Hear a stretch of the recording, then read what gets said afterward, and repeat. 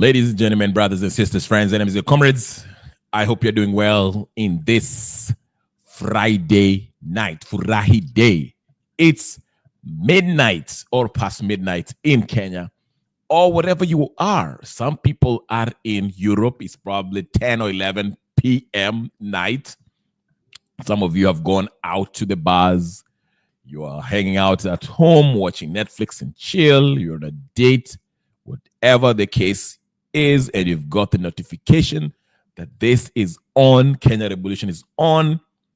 Just hit the like button and subscribe if you haven't subscribed. This is your first time. You're getting it on your the algorithm. Just throw you this video, throw you this video on your side of YouTube or whatever the case is, or someone you have shared it. Karibu sana, karibu sana, karibu sana, karibu sana. If you're going to watch this on repeat, please, Pia karibu sana, karibu. Get in. We are going to give you a few minutes to settle down as we discuss what we came to discuss. So much to discuss. This week has been filled with a lot of political events, from the election in the US to what's happening in Kenya with Meg Whitman finally responding to the popular hashtag that is calling for her to be recalled to go back to US. Kenyans want her out immediately because of her meddling in Kenya's business. We've seen her in different ministries where she goes, whether it's the defense, whether it's what we call it. So most people are not happy with her, and they feel like she's too much involved in Kenyan affairs, and they want her recalled. So she finally got the message and responded, and her response was quite defiant, if you ask me. Some people might think that it was diplomatic. No, it wasn't. We shall delve into that too. I'll read it and I'll tell you why I felt like she was almost she was very defensive, okay? Very defensive and defiant, if you ask me, in my opinion, okay? Then finally, I think the Secretary of State, who is Meg Whitman's direct boss, responded today about the abductions and killings that have been happening too, because, again, on the Twitter sphere, Kenyans have been calling out the U.S., Meg Whitman, and who represent U.S. in Kenya, for not signing the call to stop the abductions and illegal arrests and the killings that has been happening. You saw different nations, European Union, and different nations ambassadors, diplomats came out and had a joint statement, when they were, calling out this government for those illegal abductions, those illegal arrests, those extrajudicial killings. But it was quite clear that Meg Whitman did not represent or sign her name on that joint statement, and it left everyone wondering, why is the U.S. not speaking up against this? And, there was talks by them not, a lot of Kenyans felt like by them not signing that joint statement, it means that they were endorsing these illegal abductions, extrajudicial killings, and arrest, okay? So Meg Whitman also came under fire for that, okay? Meanwhile, she was running around, she was just in Wasingishu, in Eldoret somewhere. I mean, she's everywhere. In every sector of this ministry in this country, she's everywhere. You'd think that she's actually the president of Kenya. So these are the things that are actually rubbing majority of Kenyans the wrong way. Jacinta Teresa Smith, nice seeing you. Greetings and blessings to you. Thank you so much for the encouragement. Nice seeing you. So these are the things that are actually making a lot of Kenyans mad, not happy with Meg Whitman. Now, I know people are asking for her to be recalled, but I would tell you guys, she probably have, 3 months, because we will be having a new administration in Washington. So that could mean that Meg Whitman will go, because I don't think usually when a new administration comes in, they'll have a new Secretary of State who will appoint a new ambassador in different countries, okay? I don't see how I should say. Brother Benson is asking for a link. Let me throw him a link. he must be having something that is really, really, really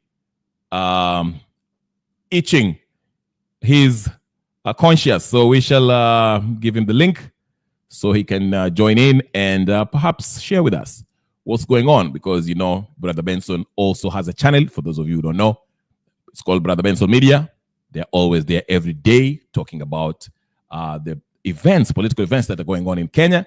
And they have a 3-panel, sometimes more, and they do a good job there. So please go there and subscribe and like, share, comment, and all the good stuff. Go to Brother Benson Media channel. Very good channel, political channel, who give a balanced analysis of what goes on in our political sphere. So yeah, so that's what's happening. We are going to talk about the Raila launching his campaign for the umpteenth time. I mean, how many times is this guy going to launch this campaign? I remember when Mudavadi, you know, came out and had a press conference telling us that, you know, Raila will be running for AU.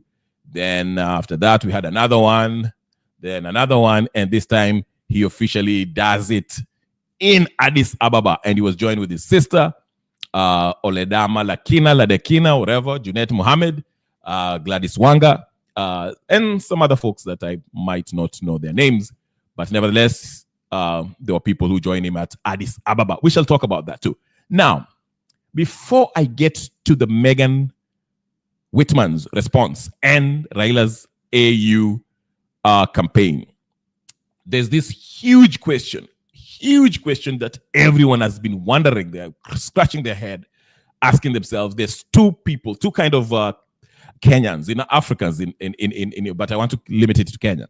There's this big question that people are asking themselves: what does the incoming President-elect Trump, what will be his foreign policy towards Africa, Kenya to be exact? Okay, because there's some people who are saying, "Oh, don't worry about this. There'll be no much big change." Some people are saying, "We own ourselves. We will by ourselves." We don't know what's going to happen. We'll have to wait to see. But I will give my view later on. We are joined with a very young man who is hardworking, the hardest working man in YouTube. Who is unaona sisi ameshine hata pesa inaingia. Mkaribisheni. Very good. How are you doing, man? I'm fine. How are you doing? I'm doing good. Hey, Kamano. Karibu. Everything is okay? Everything is okay. I have no much complaints. Niambie mambo moto. Najua wewe ni Siasa Mondiek. Hata hatuna mambo moto tu, ni ile tu tuliona baba alikuwa Addis. Yes. Na pia tumeona Wakenya walileta moto pale mtandaoni mpaka ikabidi Whitman ajibu. Yes. Yeah. Go ahead. Do you know one thing with the Kenyans? When it comes to his internet, those Kenyans can roast you. They are very good in roasting you. Don't joke with the Kenyans on the internet. Give it to our Kenyan brothers. They don't. They can roast you. They make things trend. They make things trend very quickly. Watakuforce. Mi kitu linishangaza, the response by Meg Whitman, which I found was quite troubling to me. Essentially what she was saying, and maybe I'll read the whole statement because it's a short statement anyway, but I'll just say, from what I got from it, she was saying, I work for the US president. Yeah. That's basically her response, and I'll work till, I think it is January something, ile siku ya mwisho before the new administration comes in. It's supposed to be on 20th. Yes. Not really addressing why people feel like she needs to be recalled. I think, in my opinion, if it was me, I'm the ambassador, I would have tried to, ningejaribu ku address why people are wananichafua jina kwa internet. I felt it was quite, she was being defiant. And number two, with this whole recall of Meg Whitman, I get it, we want to recall her, but I think she technically has how many months? November, December, January, 3, less than 3. Yeah, less than 3. So even if you want her to go, she's going anywhere. Anyway, but I get what they're saying. But anyway, what's your take on this? What niwache kupiga piga makelele hapo? Yeah. Asante sana Francis Irungu. Nimekuja huku ni kwa ndugu yangu, na pia hii bado tu ni yetu tu, hakuna tofauti. Labda tu ni masaa ambayo sisi tunakuja ndio inatofautiana na labda jina, lakini mambo ambayo sisi tunazungumzia tu ni moja tu, hakuna tofauti sana. Nashukuru. So one thing that usually I know, especially like ambassadorial, if you're an ambassador, you work at the interest of the president who appointed you. And by her saying that, she's very sure, because even the views that they share together with the president, President Trump, who has just won election, they don't share so much. So at some point, he will be recalled, and the Trump will have to bring somebody in Kenya who will align to his vision.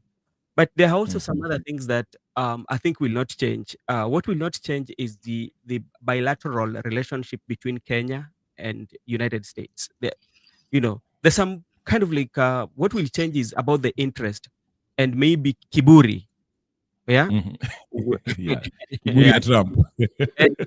Kwa sababu unajua in a sovereign state like Kenya, you cannot come and maybe say what she said in Eldoret when people were celebrating the devolution, ever since the devolution, the 10 years devolution. That is something that the political of a certain country, as an ambassador, you cannot. What did she say? She was talking about the election. You don't remember when she was in okay, yes. Political part of it. So there she did not,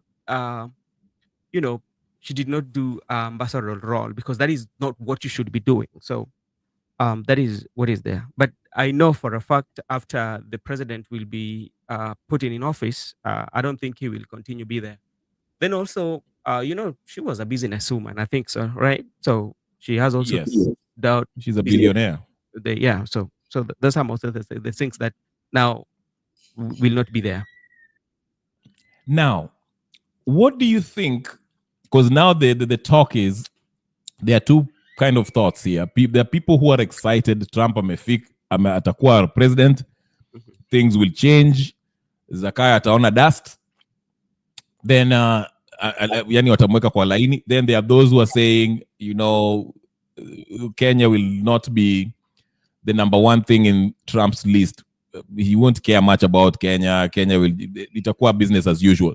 Now, I saw in the news just today that already the US has asked Rwanda to move away from Congo, move their troops, and also the troops from the Congolese organization. I forgot the name of the the FD something. It's an army, who have been killing each other. So people are saying, Trump hata hajafika, lakini umeanza kuona vitu zimeanza kuchange Africa. So what's your take on that? Do you think Trump being the president, maybe his relationship with Ruto might be a little bit different? Because now you see Ruto actually, Naskia, I don't know if it's true that he was trying to join the BRICS. He was trying to apply, but go ahead. No, I think the BRICS, he missed opportunity. Remember when the BRICS came to South Africa? Yes. He missed that opportunity. He did not attend it, if I'm right, And at some point, some leaders were saying, "Oh, you are missing it big time," because this is the new kid on the block, and based on how they are structured, you are missing big time, because he was seen as somebody who was aligned to the West, Yes. So he did not attend that one in South Africa. So what I know is, I'm not very good expert when it comes to foreign relations, but what I know, things cannot just start working immediately. They are those that are political, that can work, especially like appointment of ambassador. Those are political, those one will take immediate effect. And if you look at the embassies, the most of the people that are being recalled are not staffs who are working there, are only the ambassadors. Those who are working at the embassies or at the consulate, they are employed by the government of the United States.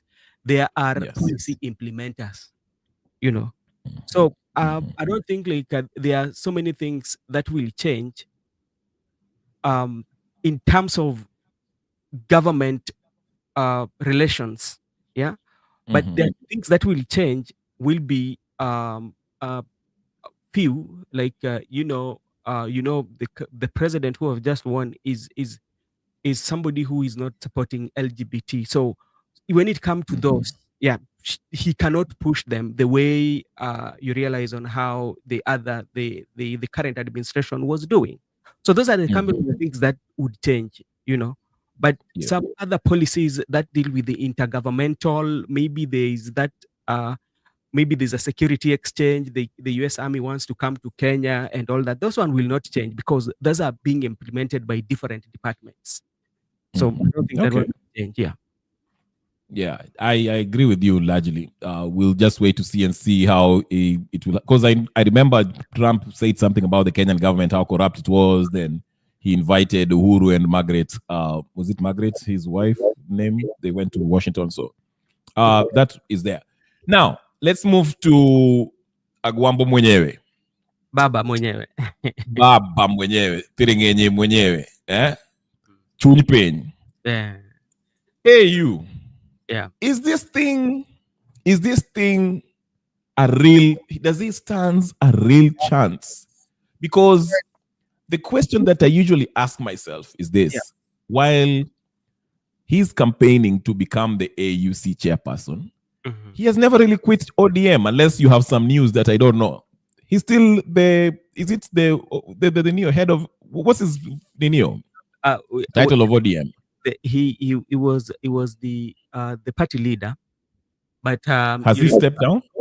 Yeah, the other time Nyong'o was handed over, but to my surprise, remember, right now as we speak, Nyong'o is the interim party leader of ODM. Yeah, I was surprised with what Caleb Amisi said.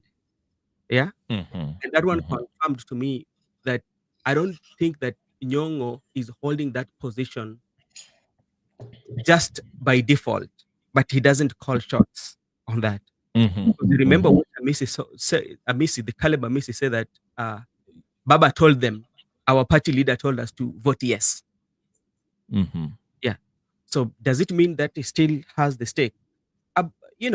What I've always said about the Kenyan political parties, these are big business entrepreneurs. Yeah, you cannot just leave your business to go like that, So at some point he will still have a say in the ODM. Because to me I see like this. If Kenya iko karibu kuchemka politically, it's about to hit climax, because on Saturday Kenyatta will be in Kasarani. He's making his comeback. Okay, they're telling people 2 million wafike huko. We shall have watakuwa na meeting huko.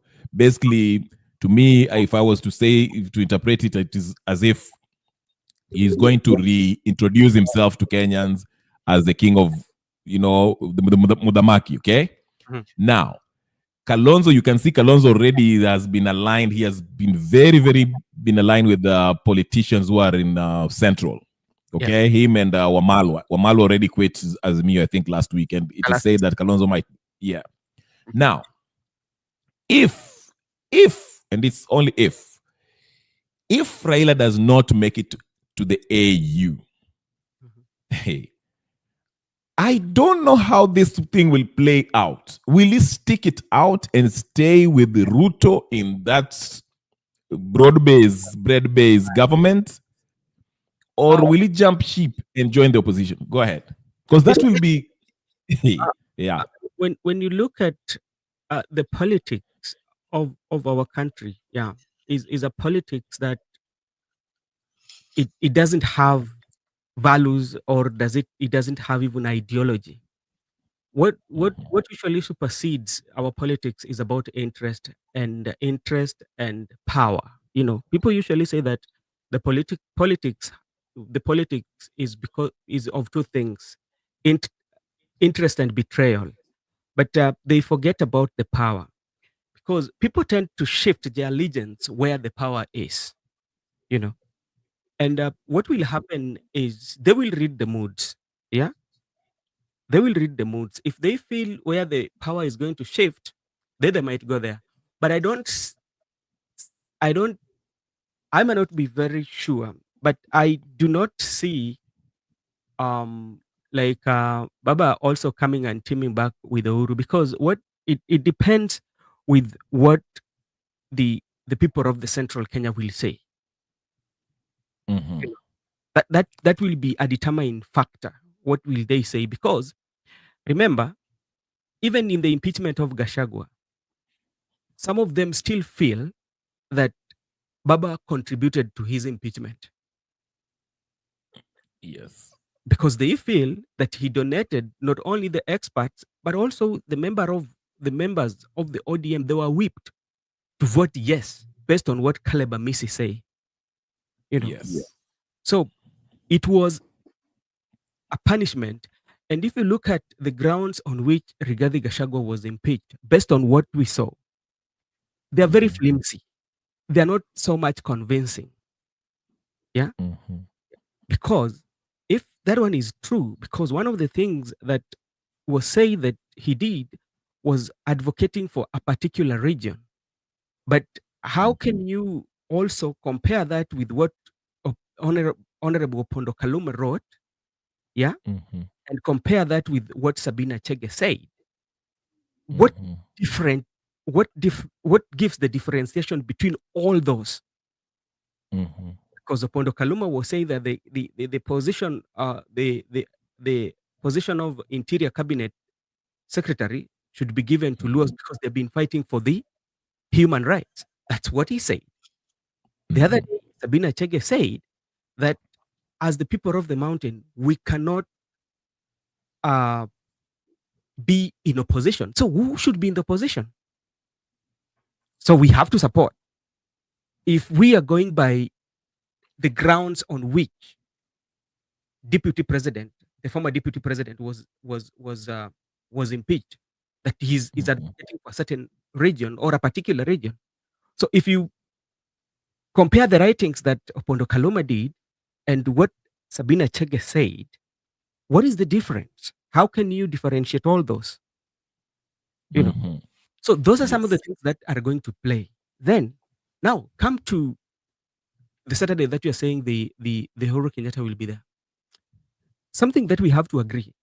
Uhuru Kenyatta is still a force to reckon with, especially in Mount Kenya. And the reason why I'm saying that, some of the things that he said has come to pass. Yeah. And that one will convince the people of Mount Kenya that if today he would tell them, go right, they will go right because based on what he said and what has happened. So that trust will be there. That is one. Secondly, is what Rigathi Gachagua went through, you know, and our country, something that we have to agree that we are tribal in nature. Our politics revolves around regionalism. I've always said revolves around personification, and then revolves around commercialization. That for for for for somebody to make a decision, I usually call it in a very good way, the country of incentive. Somebody's giving you something small to make a decision that align, tell you on how to make a decision, and that's the kind of politics that is there. So if it comes into politics, it will be very, very difficult even for the current president, you know, even if is he might think he has played his cards well, but he has exposed himself Yes. to some extent. One, in a manner in which the deputy president Rigathi Gachagua was dealt with, and he did not even say anything until the end. Now, when he came out and started to talk about what really transpired, that he was lonely. So does it mean that Gachagua is the only person who was supposed to give him advice? Yes, he have the cabinet that involved the attorney general and all the ministerial post or the CS post. So those are some of the things that I think will play part.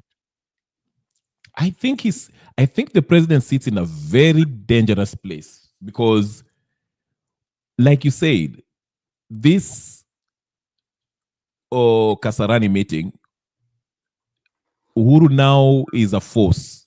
If there was any division in Mount Kenya, and especially after the way Rigathi Gachagua was removed, they are going to galvanize, stick together, and rally around this force that has been there. Gachagua already made his peace with Kenyatta. I won't be surprised to see him if he's in the Kasarani there. He will. So just think about, Yeah. What was that? Yeah. I'm saying he might be, because let's take for this example, like if he comes, even if they've not made peace, then he say, for instance, just come out and say, okay, my brother Rigathi Gachagua, I've forgiven you, but now you've seen the reason why all this stuff that I was telling you. If you could have listened to me, it could have been you could have not reached this point. Then what is going to be the reception? Right. And you can even just think about it. You saw that the kind of enthusiasm that the youths had when Maina Njenga, Kalonzo, and who was it? That's former Kiambu. Yes, Wamalwa. When they were celebrating Uhuru's birthday, the way the people showed up. So imagine this happening.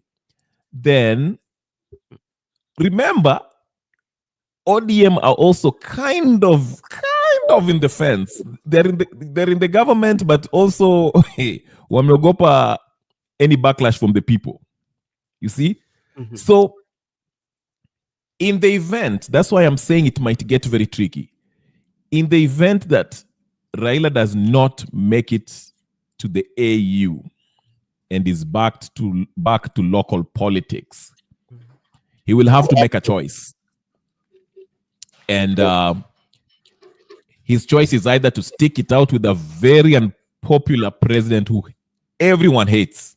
I mean, the only reason why the people of Nyanza kind of are accepting Ruto is because of Raila. Okay? Yeah. So if Raila says nimepiga calculation, or maybe thinks, or maybe he feels like watu walinicheza, they walinidanganya wakijua ati nitashindwa, just in a way of taking me out. Alafu aseme, you know what? I'm going to join hands with Uhuru and the rest, Nani, Kalonzo, and historically, when Luos come together with Kikuyus, I don't know who you stand with. Again, if you can't stand against them, and you will lose. Especially, yeah. You see the problem. Go ahead. The problem that we have, and I was having one conversation, and let me tell you today, I did not want to mention something about the U.S. election, and some people can testify to them. I told them, and that Trump would win, but they some of them even today they still call me. They say, like, okay, your guy won, and I told them, there are some indicators that I saw that was going to make him win, not because he was a very good president, but there are people who are voting to protest some of the things that were happening in protest. It was like a punishment. I don't know whether you understand that. Yes. A typical example, remember when the Palestine war and Israel started? It has never happened in the history where people could go on the street and demonstrate. I think this was the first time. Even in the colleges, you'd see people were graduating with the Palestinian flags on their shoulders. And remember, these were the Gen Z. Some of them were the Gen Z and the millennials. Yes. And they were feeling for Palestine. And some of them had votes. So when they went to vote as a punishment. Some of them who voted, they went to vote for them as a punishment. That is one. Another thing also, I told them that they were not agreeing with me. When you're looking at the election of the US, there's what we call primaries. Yes. In an incident where you find that somebody is nominated at the convention, it has been very rare, but it happens when there's a dire consequence, like somebody was supposed to be run, something has happened.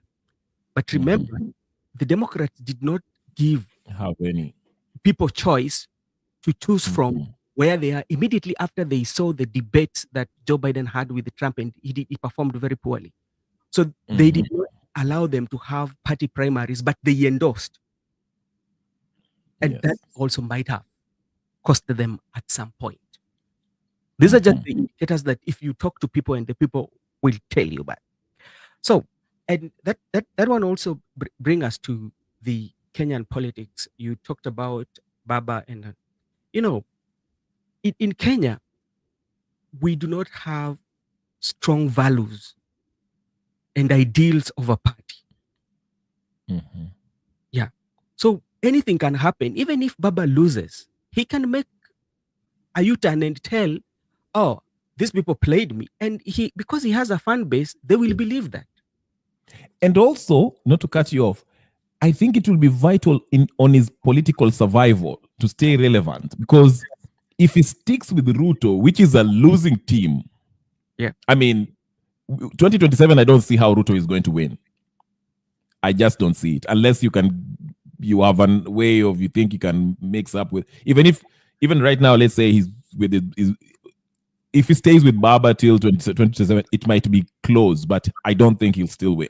That's why I'm saying Raila also has to think about his own interest in 2027, because if he fails in that AU, if he sticks with Ruto, now ashindwe, he will go to opposition. And I mean, but right now, by his age, how old is he? 70 or So I think it will be, if he sticks with Wakina Nani, this enthusiastic crowd, which is the central province, who are really looking forward to kuangusha Ruto on 2027, he will gain that. Still, they'll like him for that. They'll say, okay, Agwambo has always, fought for the right side. He will be relevant because he's on the right, he's anti-Ruto, and he will come na Kiswahili watu danganya ni watanipeleka huku, and we'll forget, just like we always forget in Kenya. So I think it will also be very, very, it will be advantageous to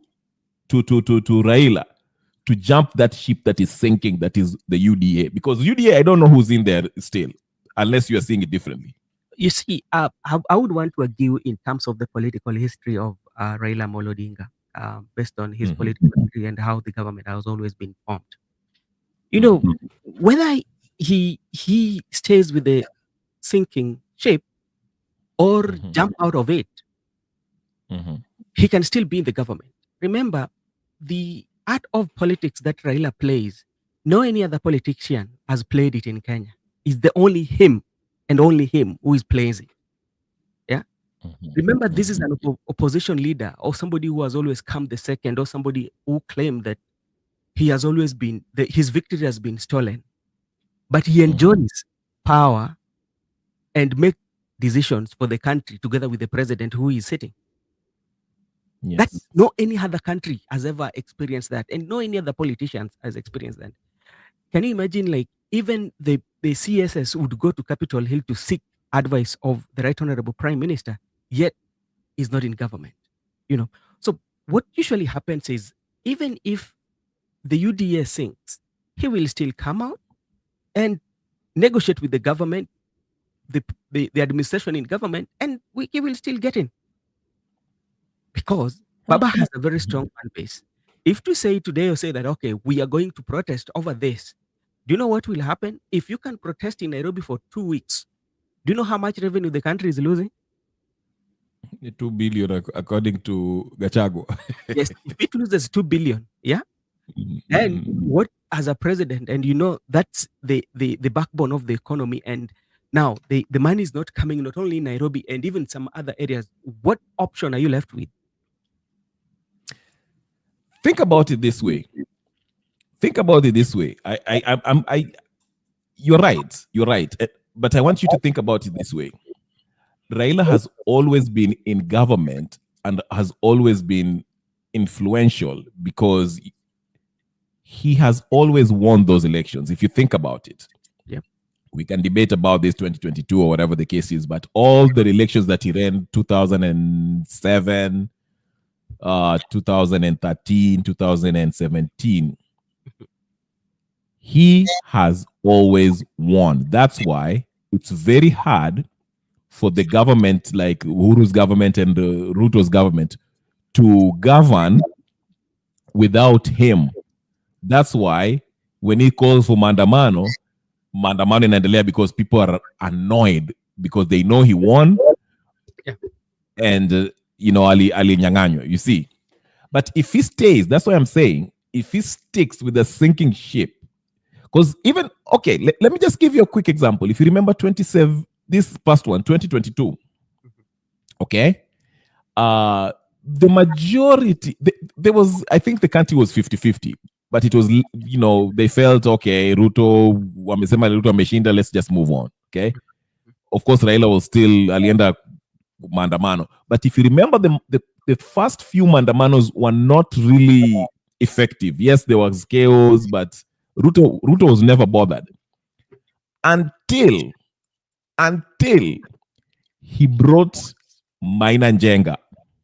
Yep. Okay, ndio mambo ikaanza kushikashika huko Nakuru, some parts of Central, hapo Nairobi, and it became really chaotic. So Ruto panic akasema, okay, twende tukakae chini. Okay, what I'm trying to say is this: for the first time, Raila was not enjoying that majority of the people's goodwill.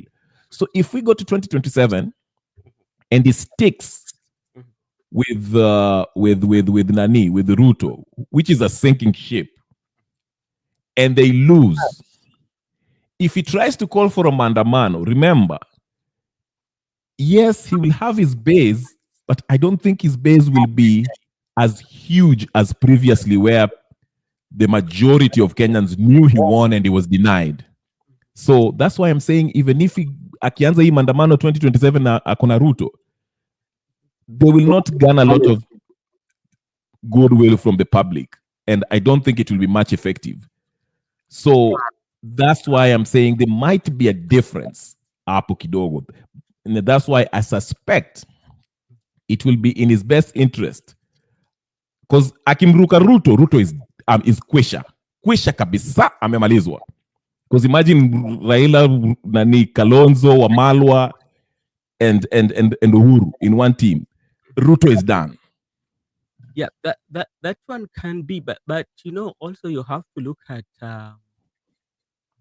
the patterns on how people vote too. That also will be a defining factor. All will be a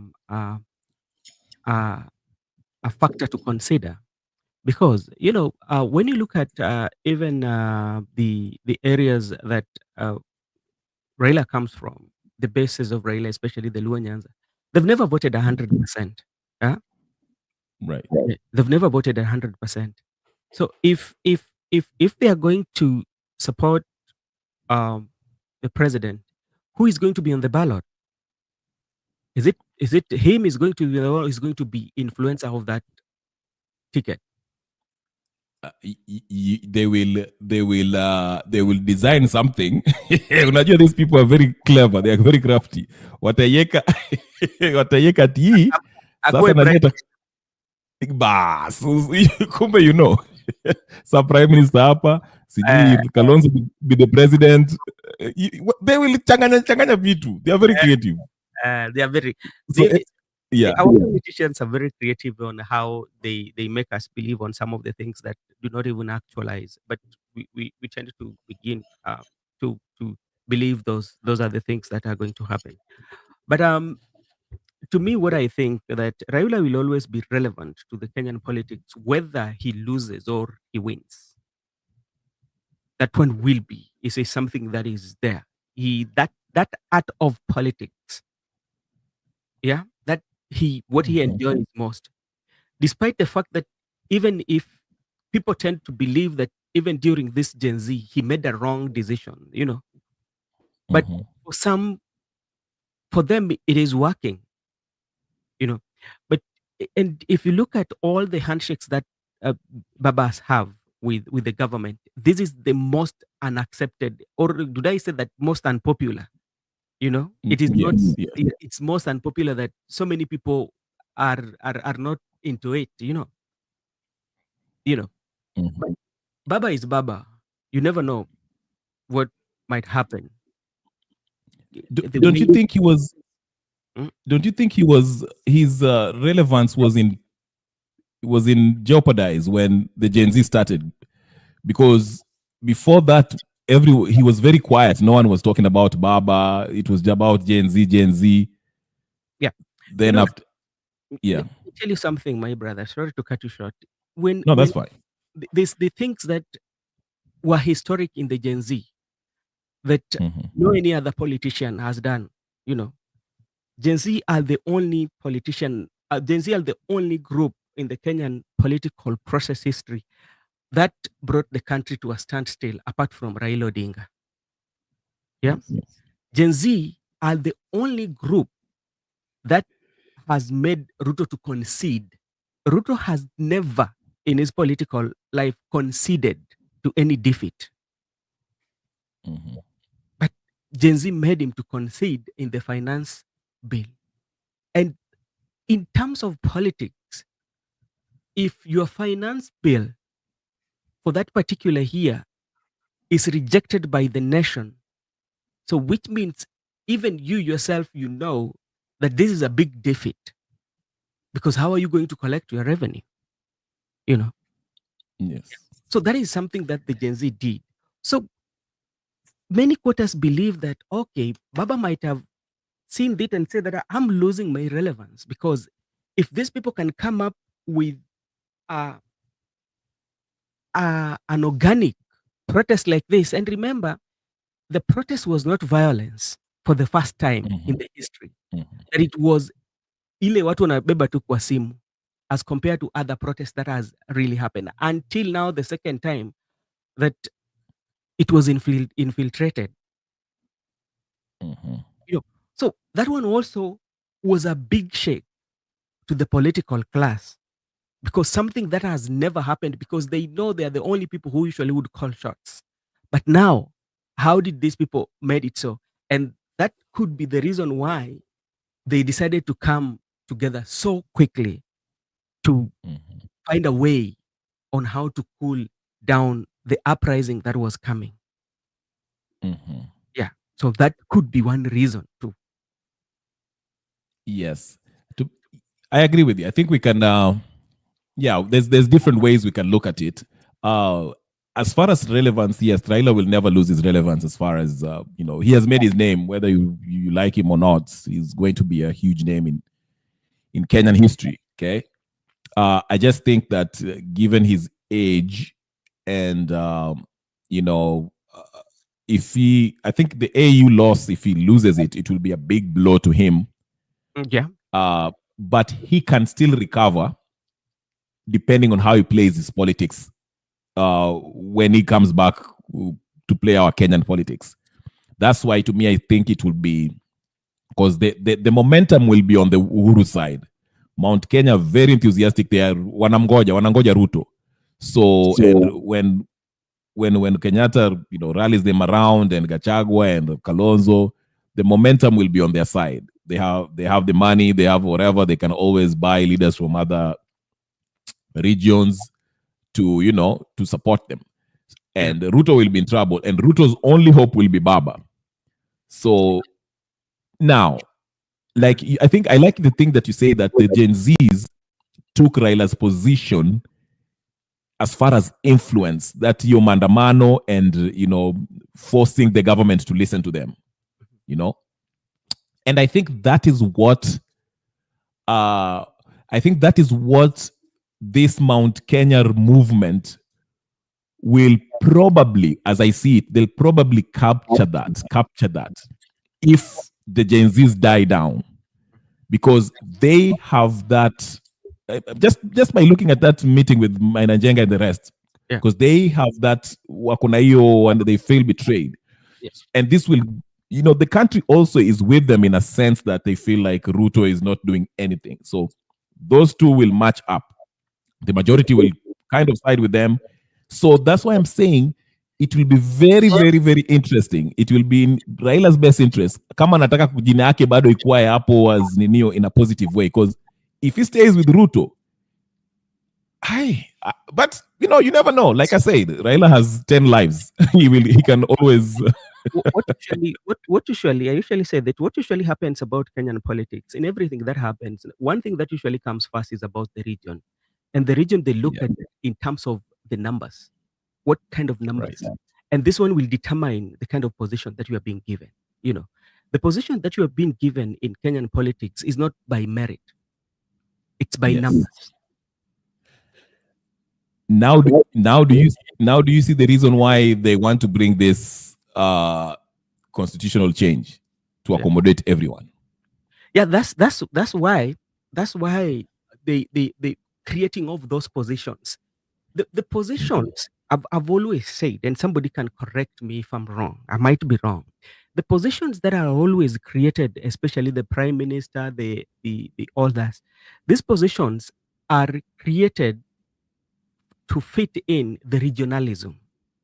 And this Right. where they usually tell you in a very intelligent way, or as somebody in an intelligent class, that we want to see the face of Kenya, fair representation. So Yes. when they create those positions, that's what they call the fair representation. I want to see my clan or somebody from my community is in government. That's give you the face of Kenya. But now, if your community is in the face of Kenya, yet you don't get the delivery of services, you don't get the resources that it required. You have your guy in the ministry, yet when we go to those villages, maybe students are still learning under tree. You have your guy. Now we have the grade 9 are moving to the next level. Yeah.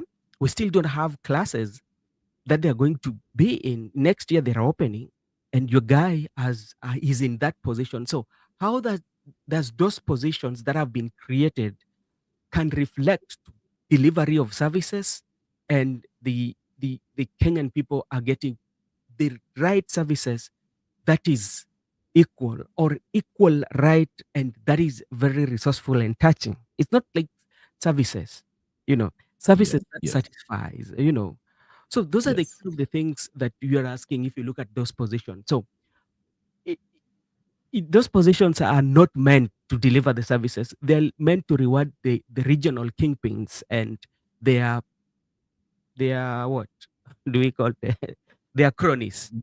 Yes. Yeah, and I think that's what it is. I mean, I was listening to Kaloma, and he was making that point that he was quoting the constitution, saying that we should have a regional balance. But the problem is, okay, let's have that. We can have that regional balance, but the thing is, the balance is not balancing down to the common mwananchi. They say math is not nothing, Buan. The math is not nothing. So, so these people will, again, it will be the same faces, and that's why they want to create this, bring in this change of constitution. I made a prophecy that 2025 will be the year that they bring this change of constitution, and it will be the same people, Uhuru, Kalonzo, Look at for the ever since you became, when we were young, we knew somebody. There was somebody like President William Ruto by then. Right. We read the history, YK92, his name was mentioned. He was in the politics. People like Jirongo, Baba was there. Kalonzo, Kalonzo was appointed when he was still very young. Who was this guy? Mulio Mutisio, or who, because when Mulio Mutisio, then Ukambani, I don't think it was Ukambani what, and Kalonzo came in, but they've been there until now. We are almost growing old. They're still controlling the decision of the politics, And when you look at the way they say the way they talk about the democracy, we want to be like United States. I usually tell them, you cannot be there because one, and one time I need the members of parliament to sit with the people, especially the people of Kenya, and tell them how the election of the United States works. And somebody talks about, there was a time I had Eddie was talking about the red state and the blue state. Yes, but how do blue states vote? When you come, there are those states that are blue. Whether you campaign or you don't campaign, whether who is the president, they don't care. They will vote blue. Yeah. It doesn't care who is the president. It's that is that. New York, New York. California. New York will vote. Well, I don't know when New York will vote red, and I'm not seeing it coming in the near future. Yeah. New York, New Jersey, Connecticut, because Yep. those they will East. Yeah. those are blue states. Now Yeah. come to states, and if you didn't look at history, when Biden got Georgia, yeah, with I don't know, it was something that around 10,000 votes. It was. I would go there because I followed it very carefully, and there was a very huge controversy over that. Personally, I don't think he won, but yeah, let's just take it as it is. Georgia will never vote a Democrat. Yeah, that's just like, okay. That's just like telling you, let's say a Republican won in New York by 10,000 votes. Are you going to believe that? Then that, despite the fact that Stacey Abrams, you know the Stacey Abrams, the yes, Stacey Abrams, I know her. Yes, the lady. She's doing amazing job. Just imagine, with all that amazing job, she could not win the governor of Georgia. That's another controversial election that I followed very closely. With what's his name? What's this governor name?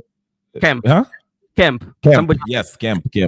Yes, yeah. It was another very controversial. Georgia was. So do your research. But go ahead. So I'm telling you, and now come back to what has really happened. You know, and the way they were saying that Georgia was battleground. I said, no, it cannot be. This is going to Republican. This is it has always been their state. It was not a battleground. So now I was coming, and somebody was saying, I went and I was looking at Pennsylvania, which is a swing state, and something that was surprising. Yeah, you know, people are just seeing the numbers on how the numbers were coming in. Look at even to the counties that the Democrats were doing well. If you look at the number of votes that Trump got in Pennsylvania in those Democratic areas, he got a lot of votes. And you ask, what is happening in the inner cities? Yeah, inner cities. So that was that's why I was bringing this issue of some people were not voting to put him to be the president, but they were voting to revolt against the Democrat. Yeah, yeah. The process of voting against, then you know, So those are some of the things that I was looking and I say, oh, and because, like, you know, the politics here is so much controversial, I did not want to engage myself in it, but I was looking at it very keenly, and I say, oh, the way I'm seeing this is going, I don't think so. Yeah, I told in 2020, I said Trump won, and Mzalendo was really laughing at me because he lost. But I was trying to tell him about all these things, controversy that was happening in Arizona and all these places. But no one wanted to listen because And I told him, okay, now if we go to 2024, you'll see how people will come out and they'll make sure that this time there's no hakuna mchezo, yani mmejitokeza kwa wiki where they cannot be sijui nini hapa controversy. It will be like, that's why I was confident he was going to win. But coming back to Kenya, just to relate that with Kenya, we have to break through these same people that you're talking about, these people who have been there for a longest time. These are the people that have to phase out in order for us to get to that point where we start looking at. Because I think now that's why I usually like using the example of Okia Mtata. Yeah. Okay, I don't know. He's a lawyer or something. I don't know. No, but Okia Mtata is not a lawyer, by the way. What is he? Okia Mtata is just somebody who is interested. He has so much invested in reading the Constitution of Kenya. I think there was a clip I saw. He said that he's not a lawyer. He doesn't have law. No. I mean lawyer. Abando Bosi. Okia Mtata, something with Western Kenya also. Western Kenya is so much interesting. is so much interesting because they usually go back to their sub tribes and tunaita zile kwa Kiswahili tunaita Yeah. milango midogo midogo, vijiji zile mdogo mdogo, kwa sababu Mm. utaenda utasikia umeenda, watakuwa wanasema mimi nimetoka Uluyoani. Sasa utashindwa kwa sababu tuko na Wabukusu eh? Mm-hmm. When you go to the Busia, we have Angoromo, the Teso Mm-hmm. and Angoromo, you know. Mm-hmm. And now when you come here to Vihiga, we have Maragoli, Mm-hmm. you know. So there are some tribes zao ni tudogo tudogo. The only time that Luya came together was when kijana wa Malwa, the first kijana wa Malwa and Musinde Muliro. Mm-hmm. Those are the only time that they came together and they spoke with one voice. After that, they've never, ever since. But he falls under that lawyer banner. Those. Yeah, they fall under Luya banner, but sometimes they say like, mimi ni Maragoli, mimi si Mluya. Mimi ni Mteso. Really? Yeah. Oh, Hebu I didn't know that. enda uangalie mtu ambaye anatoka palinani, anatoka Ojamong. I don't Ojamong know. will tell you I'm a Teso.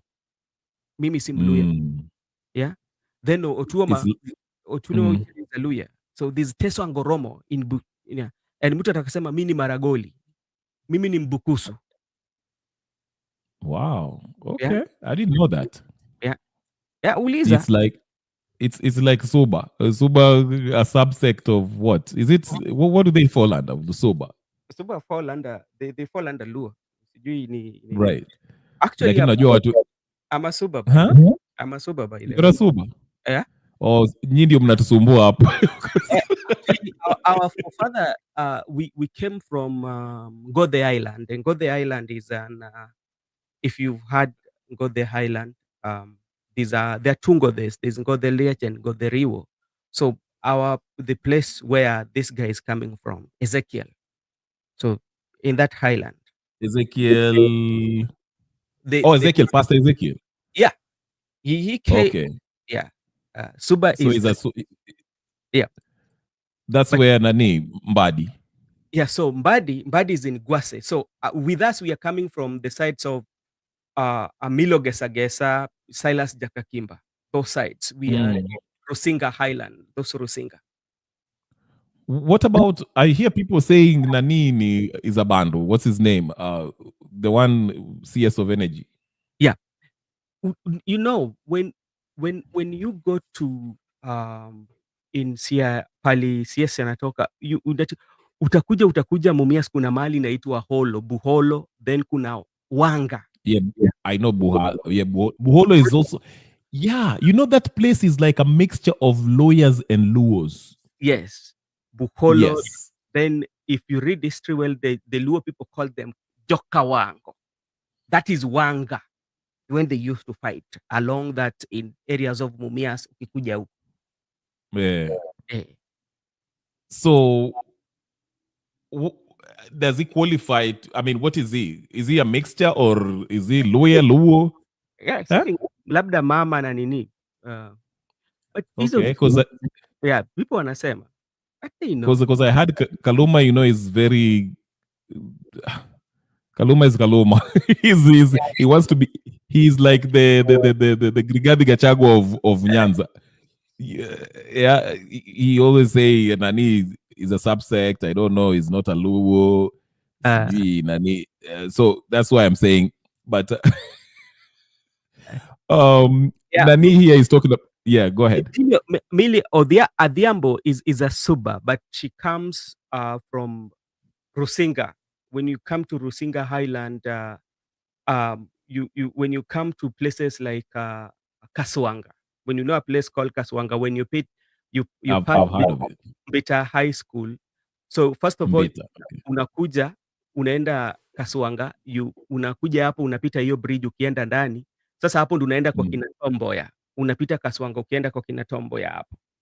Yeah. So hapo Highland. Okay, so you're also sober. Hey, na unajua wakati nilikuwa when I used to work in Kenya, you know, like I used to travel, you know, around the country. So very concerned with the regions, especially in Kenya. Oh, okay. So hey, we are getting a history lesson here. I didn't know about the lawyer, and I know lawyers also have their sub. I think every major tribes they kind of have their, just like the Mejikendas. Mm.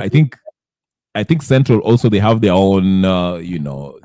Yep. Watu wa kutoka sijui Kiambu versus watu wa Yeah. kutoka Muranga or something like that. It's always these subsects that makes the whole new.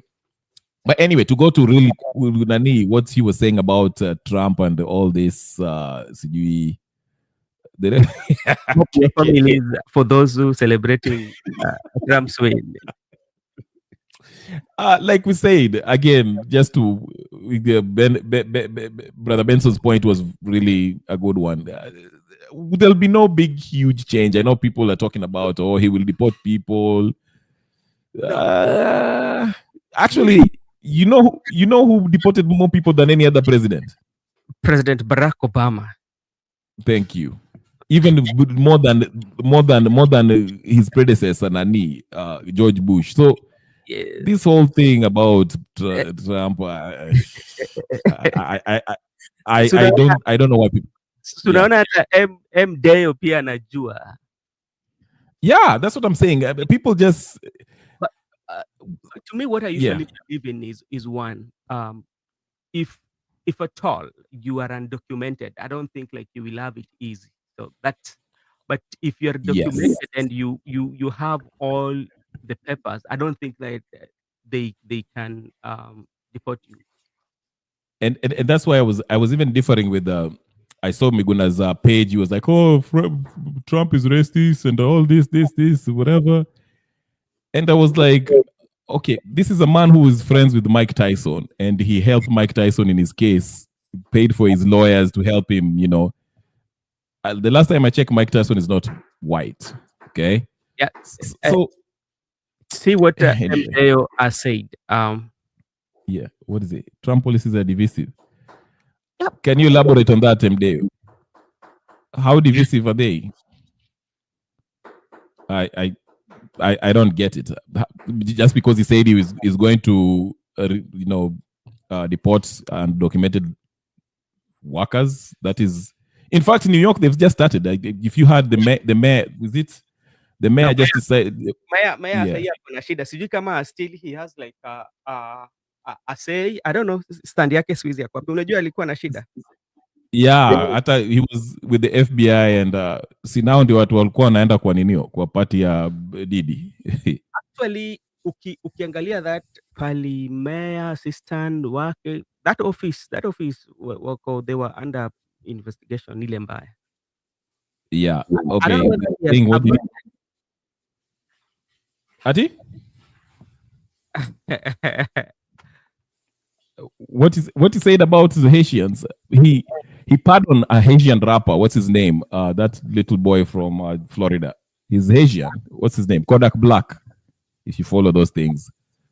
I mean, some people sometimes, I was saying this before he started running for president. He was friends with these celebrities.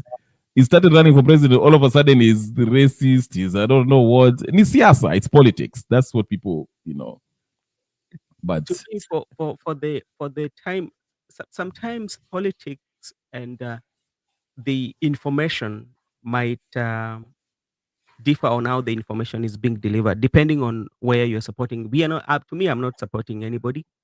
To me, I'm just here to give my view as somebody who is interested in a politics of any area. But there's some that even on each other side, if you start to look at each and every policies, at some point you will find some, even on the other side, let's say the Democrats, some are questionable.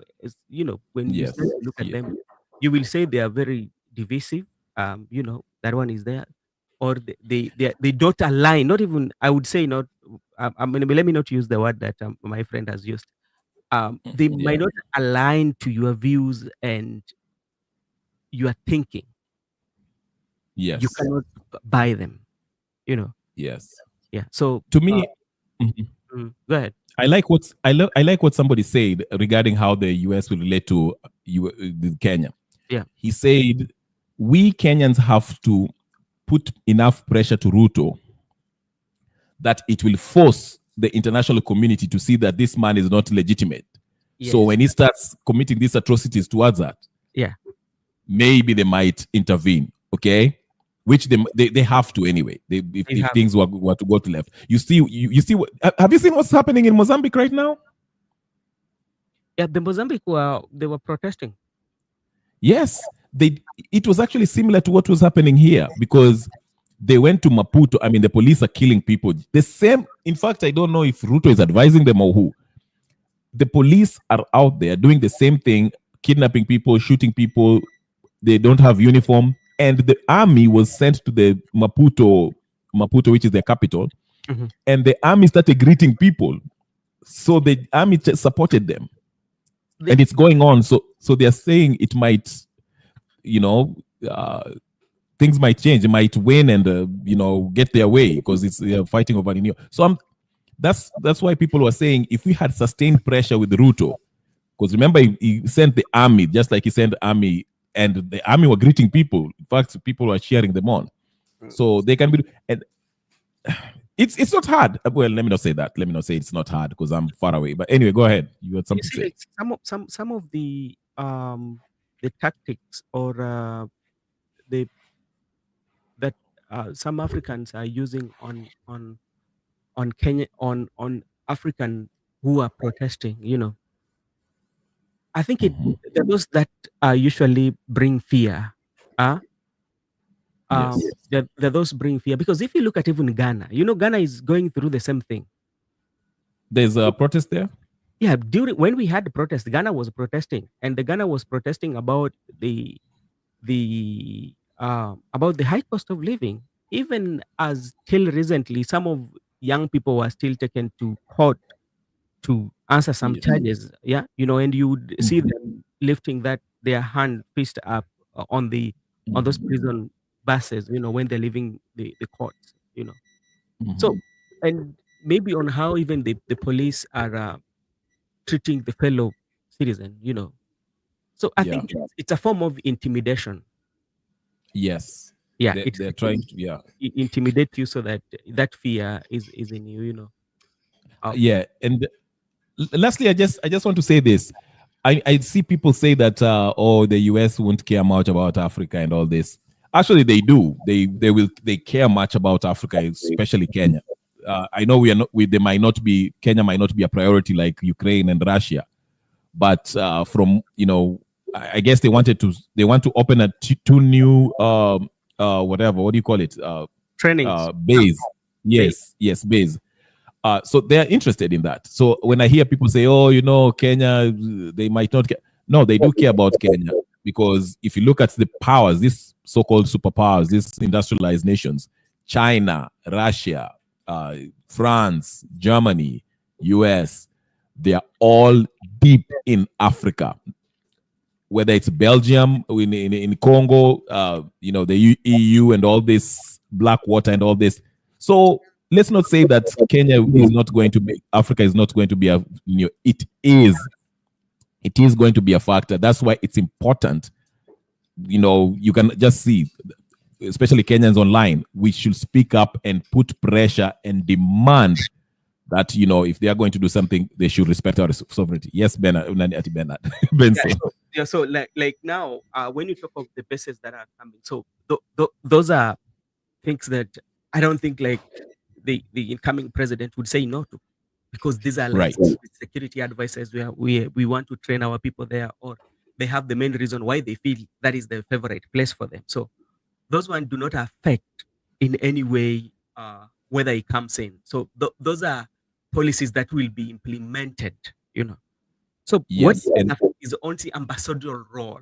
What the ambassadors is coming, and the ambassadors will tend to push for policies that they might be having as the current administration for international policies. Yes. Like this climate change thing, I hope they'll do away with this climate change thing. I see Ruto is very happy about it. I don't think he will put much money on it, because it's about when they talk about climate change, we don't fund climate change. I don't think it's a hoax. It's a hoax. I think if you listen to what's that? Whatever. who's that? WikiLeaks exposed the scientists to what they were. They exposed the emails of those scientists who are pushing this whole climate change. They say it's just a way of collecting money. They want to tax you for breathing, basically.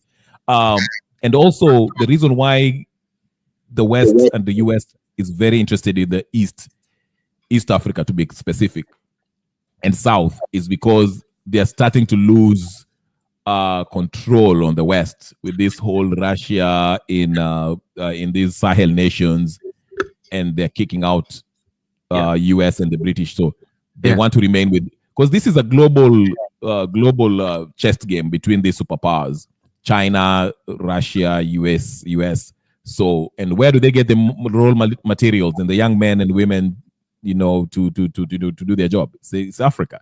Slavery never changed. Colonialism is still going on. Yes. So it will always go. Yeah. Go ahead. It's modernized, so you don't see it as a slavery, but it's modernized.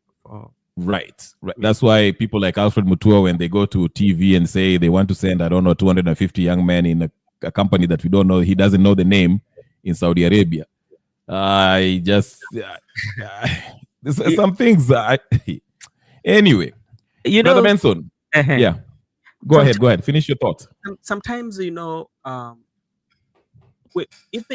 you look at yourself and you say that there's so many things that even me, I can do it in Kenya that can generate a lot of money. The only thing that is not there is capital and the conducing environment for you to do such like business, So instead of even taking these young people to foreign land to do those kind of businesses or those kind of jobs, why can't we create those at home? Because remember what comes with it, being outside your country, as much as you may be making a lot of money, but I tell you for a fact, it is not very easy. It's not. It's you're there because you, as a person, you have a responsibility that you need to fulfill. But nobody loves to be outside their country. I'm telling you. Yeah. Nobody. If you find somebody who say that, oh, mimi sipendi Kenya na nini na ako nje, bana, huyo labda kuna shida. Sisemi kwa ubaya. Kuna shida. No, that's true. Hakuna mtu ambaye anapenda asikue ndani ya nchi yake, kwa sababu ukiwa ndani ya nchi yako unafurahia nchi yako, unaongea lugha ambayo wewe unatafsiri ama unajua vizuri. Yaani kuna vitu vingi ambavyo unaweza fanya kuliko kukua katika nchi ya ugaibuni ama nchi ya mtu fulani, kwa sababu uko kwa nchi utakuwa unaishi kwa sheria zao, ambapo hautaelewa zaidi, itakuwa inakuweka kwa shida.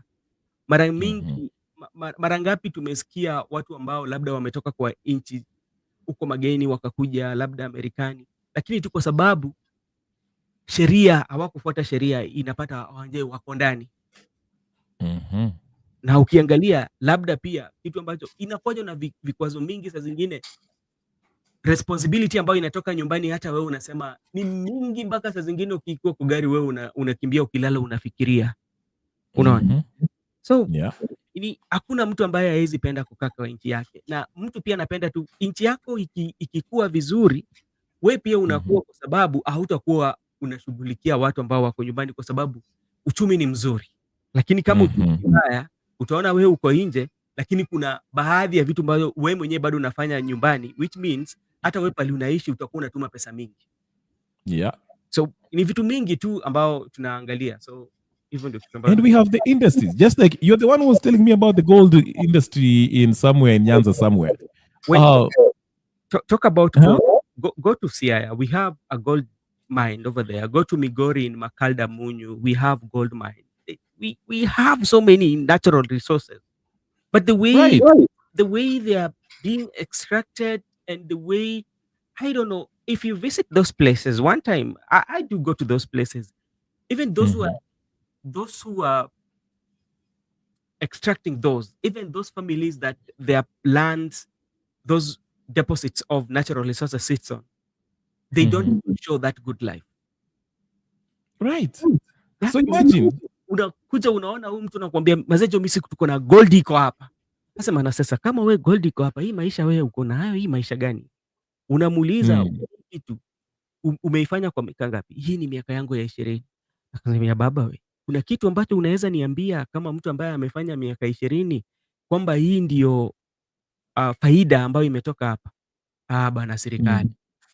Serikali umekuwa huko kwa shimo miaka 20 na bado hakuna kitu ambacho unaweza sema, kwa sababu mfumo ambao labda serikali imeweka haipatii manupato, hawapatie mapato kwao wao wenyewe. Hata the way they extract those in a crude way. How many times have we buried young men and women in there until today they've never been found and we forget about them? But we want to send people in. So just imagine an industry like that. Easy, the sugar factories. Coffee factories. These are factories. You see even up in New York. I don't know. New York sijatembea sana. I've been there twice. But there's some in the Midwest. Unaona ma factory. Yes, people work in the factory, but you see that the wages or ile mshahara wanalipwa ni mshahara ambao unaweza kujitegemea nayo. Unaweza kununua nyao nyumba, unaweza kulipa rent, unaweza kununua chakula, unaweza kununua gari. Just from the mshahara and have an extra one ya kwenda kuburudika nayo. So easy ma parastatals. Why can't they make profits? Why can't we have Ninio? The government should be in the US. The government, I think, it's the number one employer.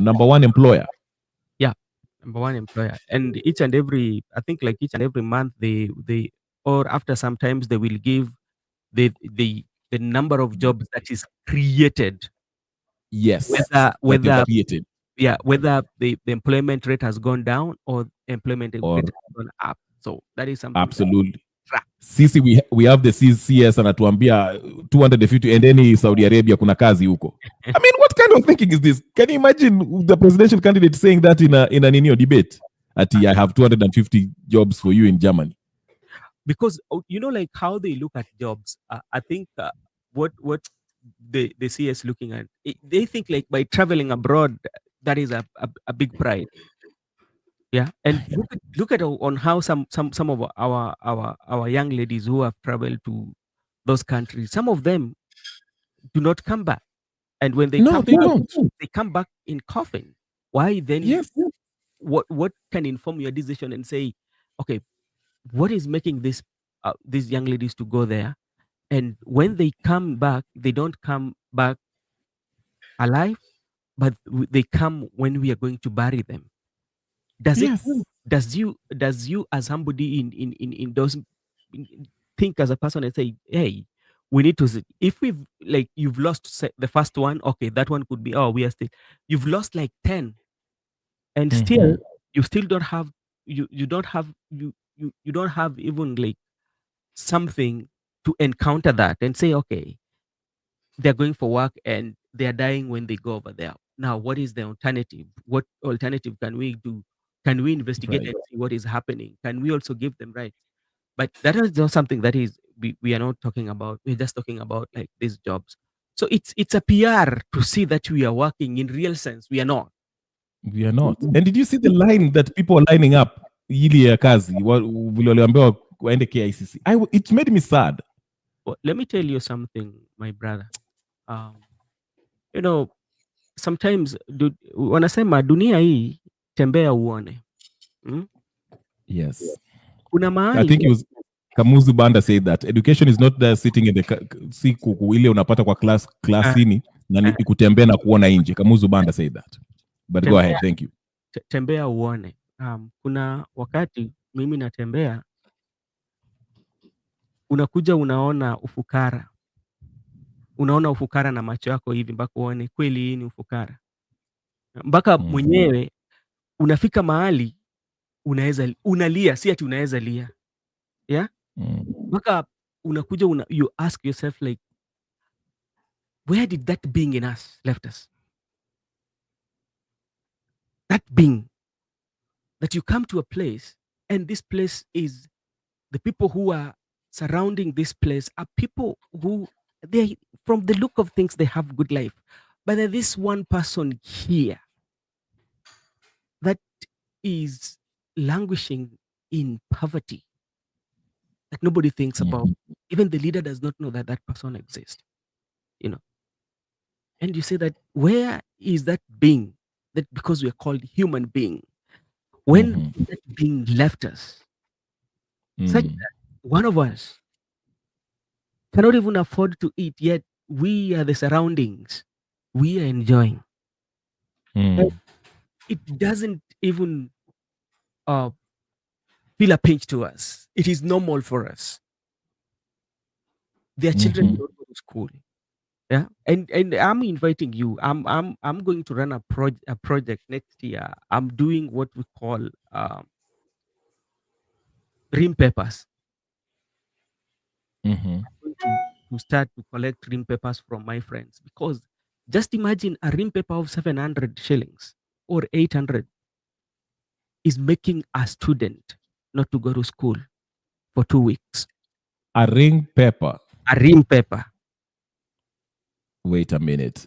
Yes, go to the villages, my friend. Because it's a requirement to go with the rim paper to school. But now you find like the teachers are so much understanding. They can leave even to go for 2 years without rim paper. But now it is overwhelming. So they are you have to bring. Wow. And it happened. So and yeah. That's why I tell you, sometimes when we walk and visit these people, you come back and say, you usually thank yourself and say that thank you. Like you look at yourself and say that I'm living. You know. Yeah. And sometimes you say that, we've interacted, and sometimes it reaches a point say that let me die poor. Because you meet those posters I usually don't post them, my friend. There was a time I visited a village, and one of the boys called me and say, okay, there's somebody that I want to see you. So I thought, like, as usual, because when I'm at home, I'm you know, I interact, I Yes. want Yes. to. So when I went to this place, I found this woman. The kind of house this woman was at. My friend, I told you, I saw the house, and I say, hey, and I asked myself, where was I all this when this person was going through this? And I say, if this is what is going to make me to be poor, then I'm ready. And the Wow. very moment, that is the very moment I took the boys, we went, we bought all this with my savings. And I say, let me be poor. Because you see the life of this person, kids.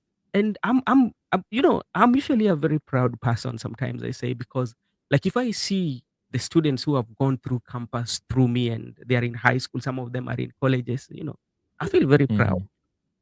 And I tell Yes. you, when I went to that house and did all that and took the children to school, I tell you, this woman is alive. So sometimes some of our parents are in those conditions, not because they are sick, but they're missing something, that life and good environment. Yes. Yeah. So Wow.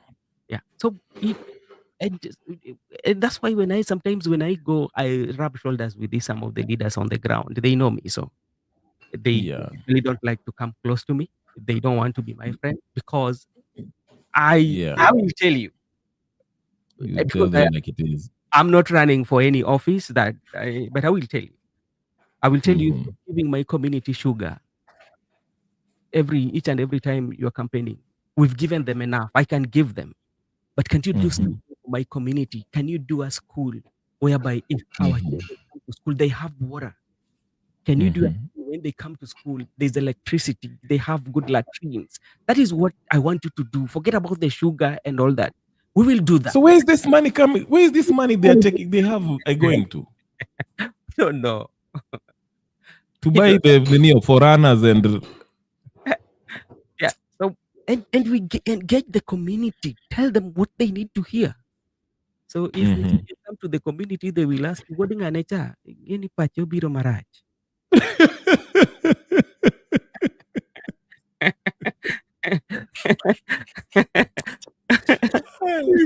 Hey, well, God bless you for the job you're doing huko mashinani. You're ninio, and you, in fact, even you're ninio, your channel will. It's just a matter. Mimi nilikwambia, mini prophet. Hiyo kitu siku moja utaamka. Hey, you live and do. You want to know what to do. Yeah, and you have a very good team there too. I have Makobura, I have Barak, I have and Miguda. And what we usually do, by the way, we usually have a meeting as a team. We have to have a meeting anytime. Like I know Makobura will be finishing the show on Sunday. We will be having a meeting. After the show, we will be having a meeting, the four of us. We will plan for the week on how we want the week to run, and what should we do. So we are working as a team. It's a very good team. And yeah. I usually go there and nawasha moto kidogo alafu nakimbia. So Makobura usually does amazing job. Miguda, and we have Barak. Barak is a political analyst. I don't know whether Barak.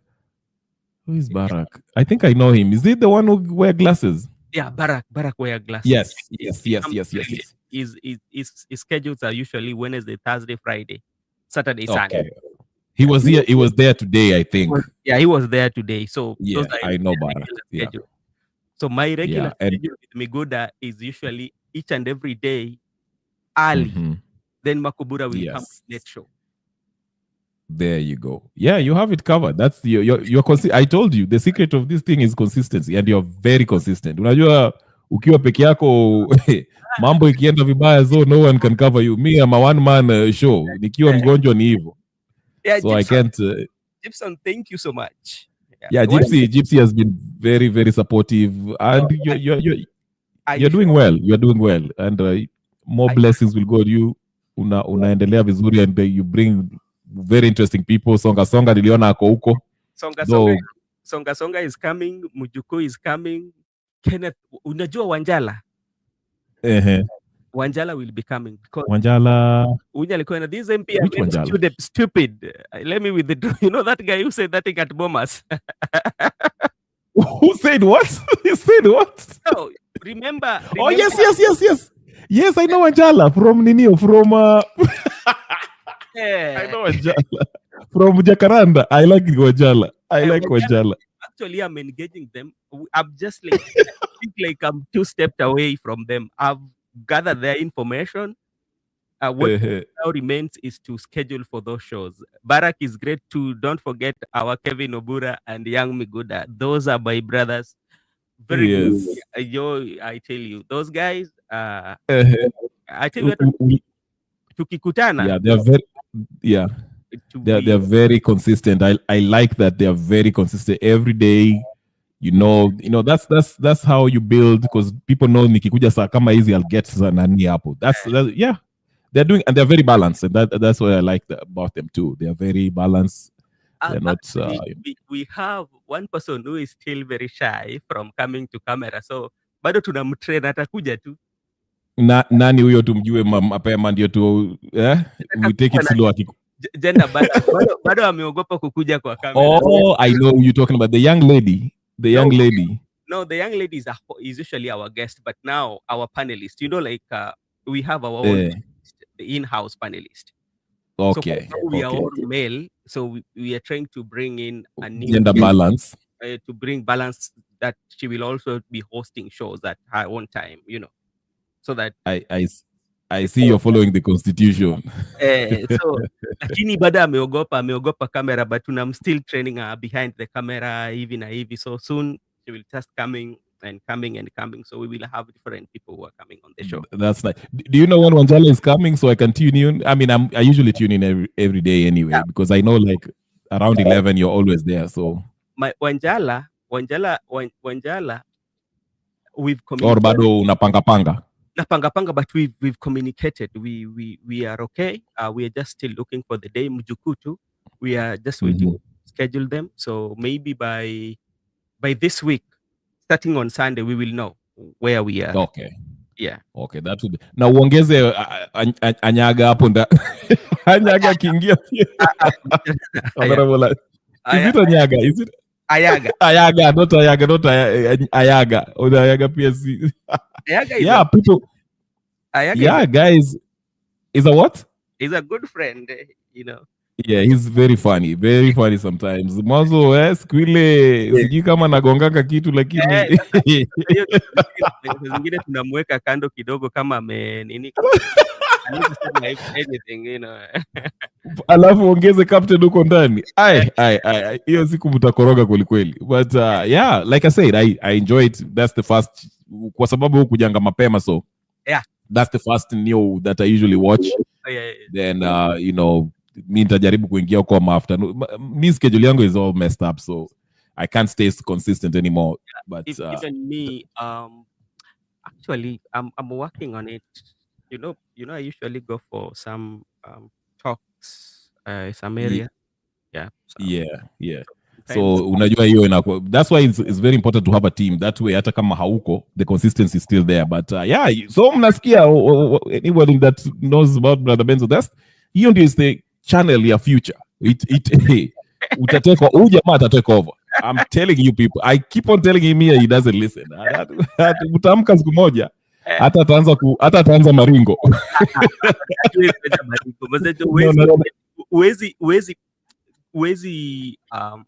Wezi kind of like where you come from. That and I'm very, very grateful for Gibson Connor. I salute him because from the very moment one, and I've shared I've shared, I've liked and I say thank you so much, and may God continue to bless you. And as we continue to Gypsy was there. I was quarreling myself. Peke yangu hapo na hata Brother Benzo ananiona huruma, nasema niwekee link nikusaidie. Ndugu yangu na kuarea hapa, hata captain ananichekesha. Captain anasema, anaingia anasema, Kenya Rebel na wewe hata naongea unaanza kulia, unalia kwa studio peke yako. Actually, your friend reached out to me, but I don't know whether I can host him. Kennedy Ondiek. He reached out to me, Kennedy Ondiek. Hey, it is long since you hosted me. I need to come back to the show. I said, okay. Oh, yes. I'll schedule you. Bring Kennedy. Kennedy, he's very interesting. Though I saw him the last time he was on, I think, K24 with Nani, with, is it Makoure? That Gen Z guy. Casmuel. He almost punched Casmuel. I was worried about Casmuel's safety. Lakini unajua he's a good friend, but sometimes we differ with him. But on off the camera, even if you meet with him, he's a good guy. They are in there for lazima mtu atafute mlo, sasa kitu lazima ujue. So but he's a very good guy. I saw your last exchange with him. Mulukom na pelekana kidogo. I like the exchange. I like the exchange.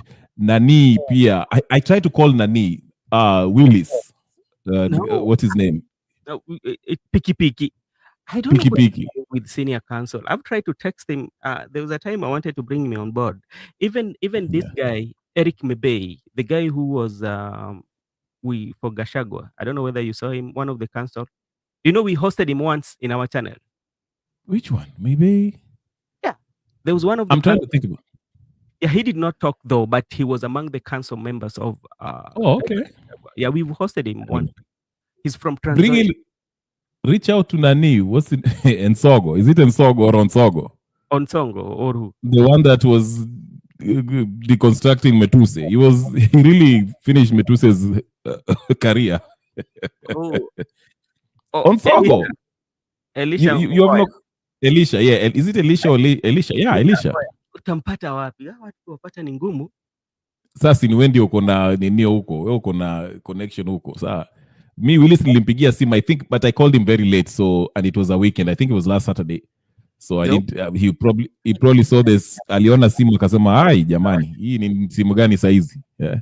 Hata So nani pia sijui kumpata tu ninaweza kuwa ni shida. Manyora, Herman Manyora.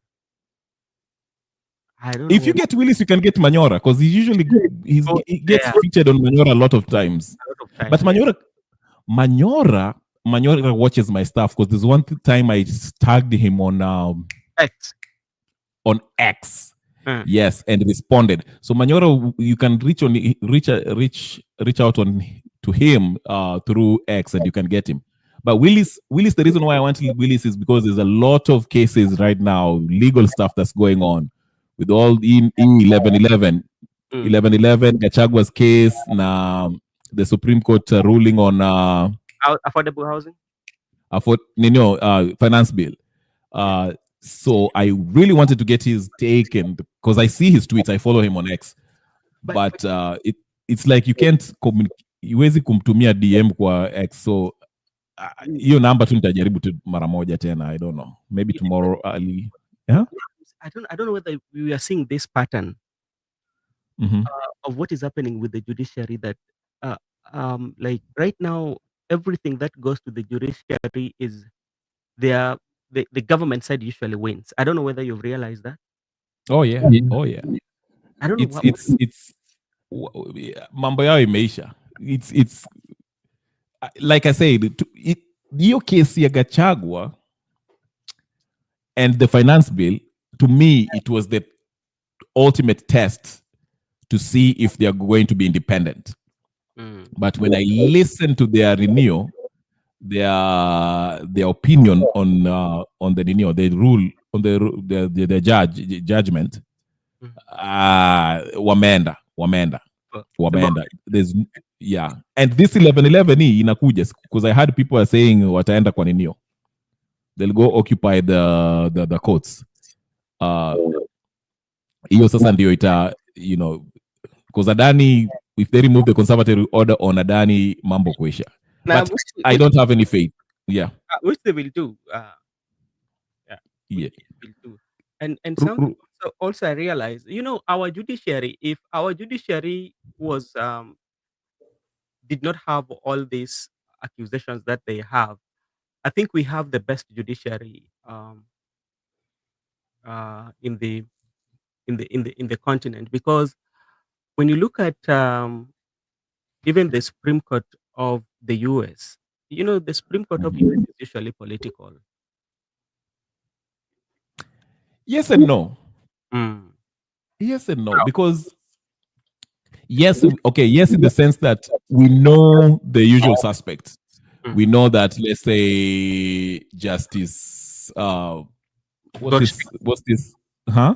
Tosik, or who? Kavanaugh. Alito, for example. Let me just use Alito, okay? Alito, he's conservative.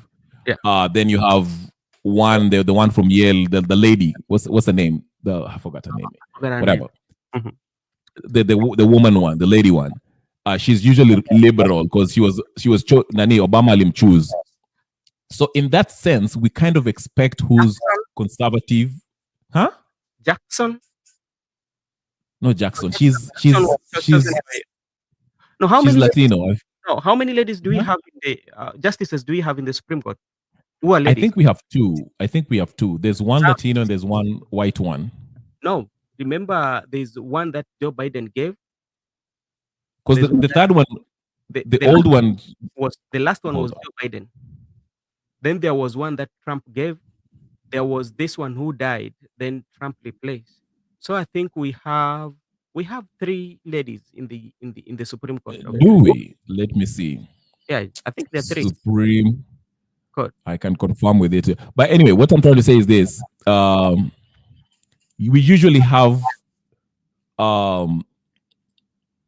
the one I was talking about is Sotomayor, Sonia Sotomayor, very liberal in her ruling. So yes, you're correct that it's usually political as far as you kind of know, depending on the issue.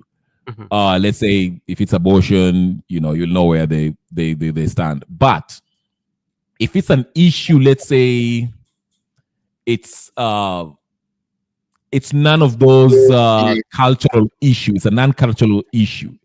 It's an issue that, yes, you can find that you can't quite tell how they're going to rule. And even if they rule, they usually write their opinion, giving precedents, they try to explain how they arrived at their judgment as it relates to the constitution. Okay. Now, if you listen to the Kenyan and they're not silly. They're not our Supreme Court, like you say, they're very educated. They're very but the one for the finance bill, the number one, the judgment was written by one person. It was a combined judgment opinion. Okay, which is very rare. Yes, because every Supreme Court justice always read their own opinion, how they arrived at their Ninio. Yeah, this one it was only one. Then the reasons that they gave, it highlighted one part of the Constitution, okay, article of the Constitution, but ignored another. Okay, and the arguments, the petitioners, they addressed both articles of the issue and explained how it violated the Constitution. So then also, if you listen to the judgment of the Gachagua, the Mrima one, when he started giving us Ninio. In fact, Abdi Nasir wrote about that today, about hii mambo ya kusema black dictionary, whatever, law dictionary. And he mentioned the fact that they were telling us we have to have a Ninio, a deputy president. We cannot stay in a vacuum. Unaona? So that's the reason why they had to remove that conservative order and so that Nani Kindiki aingie huko ndani. So is it, and then that's why hii mambo and they use the public interest, public interest, as the reason why Kenya should have that. Now, is it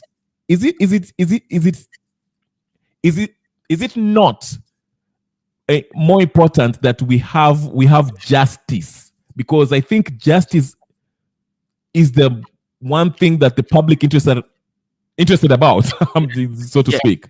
Yeah. So it's not about just rushing to have a deputy president, but we want to make sure that justice is done. Because if you violate Gachagua's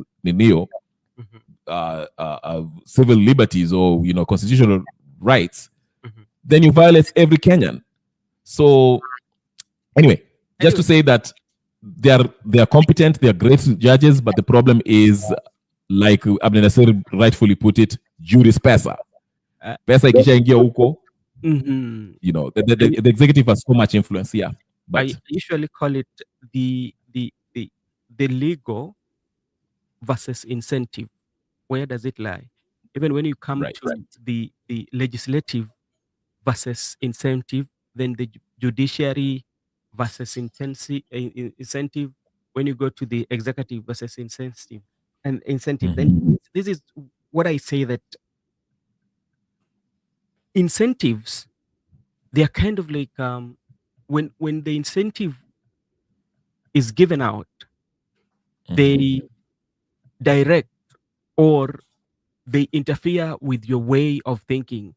Now you don't think independently, but you think on what you've been told to think.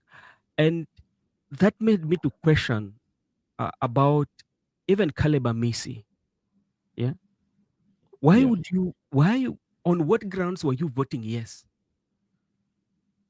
Yeah. Why you voting for yes, knowing very well that all the accusations that were leveled against a former deputy president were true? Or you are voting yes because you're told to vote yes? Was it conscious as a legislator? Because like when you're a legislator, one of the things that you have to do, you are a state officer. Yeah, and you are representing your people. So if your people tells you no, we don't want you to vote yes, but your party leader tells you yes, which one should you go with? I'm glad you're calling it incentive, but there's a word for it. I know you're being nice. Yeah. It's called bribe. Right? Because do you know why we've decided to give is a very nice name? Yeah. Because we've talked about corruption until corruption has become a new norm to us. So it doesn't have any It doesn't have any nguvu behind it. hakuna It doesn't have a meaning. So it's so called incentive. let's call it incentive. Somebody is giving you uh, on top But of what you're earning. I I think you're the one who told me, explained to me that in Kenya, these politicians vote according to what they. No, I think it was Marbury, and I think you also alluded to that. The political leader of the party you belong to, they when they say you vote this way, that's how you vote that way Yes. on an issue. So whether incentive was given, most likely it was. And do you know the reason why? Why? Because even when they are given those certificates, some of them end up um, paying for those certificates. Yes, talking about Ndini Nyoro, I'm waiting for that. Ndini Nyoro is Yeah. somebody to watch. And the reason why I'm saying Ndini Nyoro is somebody to watch, Ndini Nyoro kept quiet for quite a long time. When he came, he talked about that the people of Kenya should tell them our economy. Yeah, they're the people who should, yeah. And Yes. that is quite much different or quite much different of him from time. So Yeah. on the political side, Gini Noro, he's looking at, he saw, you know, when you saw your brother is being skinned alive like that, don't celebrate because you never know, you'll be the next in the chopping board. You'd be the- yeah. So I think he might be very ready to go to that chopping board, but to save a political career. Yeah, because amejua kwa ground. Amesoma ground, amesema na, and I think he might be doing something deliberately for him to be taken out of that budget committee, and that will be a conversation. Yeah. And that's what I was telling Gypsy yesterday when he said you know, he likes Njoro, Ndindi Njoro. Smart young man. But the problem I have with people like Ndindi Njoro, even our good friend Babu Oweno, you know, you cannot be on the wrong side of history, but then mambo ikianza kuwa mirimiri, eh? Sasa ndio sasa you see like Martha Karua, you know, Martha Karua when she was in government, the minister of constitutional issues, matters, nini, she was giving us a hard time, trying to even punch Ruto at was it Serena when they were making the ninio, they were making the constitution. You know, sasa akitolewa kwa serikali, all of a sudden she's saying the good things. Hey, this corruption is happening. You see, so the same thing with Ndindi Nyoro. Sasa ameona kwa ground, akasoma, akaona hey, if I stick with this ninio, I'll be on the chopping board. Sasa to save myself, let me start, you know, speaking to the ground, things that the people, my voters, will bring me back. Yeah. You know, when you talk about Ndindi Nyoro, you know, I think if you look at the life of Ndindi Nyoro was a CDF manager for this governor is called Governor of which, where? Kirinyaga, not Kirinyaga, the letter guy, Muranga. I don't know. It's called who? Kangata. Yeah, that's where. So, and if you look at Kangata, how he worked with his CDF, so that's where I think Ndindi Nyoro got good wind of how to manage this money. That is one. Secondly, being somebody who came into parliament for the very first time, and you know, and how they were used. I think even them they regret big time.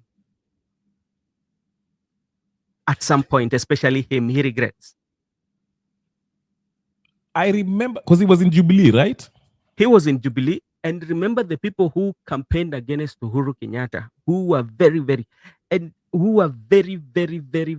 critics of Uhuru Kenyatta. And Ndindi Nyoro was one of them. Ishungwa, Alice, Yeah. Alice Kimani. And remember when there was a Mokorino, the last Mokorino that Uhuru Kenyatta attended in Kasarani? Yes, I remember that. Yeah. Yeah, and where he elected Wakinda Ichungwa and Dindi Nyoro. And the following day, they come again, gun blazing. Remember how they were even keep on being, the Huru would keep on Kamata Kamata during Kamata Kamata. You remember? Yeah. It was a time, I don't know, he had the show in Citizen and walikuwa nakuja kukamata sijui nini. Yeah. Yeah. But now, I think if he saw what happened to DP Gashagwa, so I think that one might give him some kind of lesson and say, okay, let me hold back. You know. To me, I remember one of his interviews early on in his career when he was Jubilee Damu 2017, before the handshake. You know, he was one of those who have strongly believed that Nani Uhuru Kenyatta won. Yes.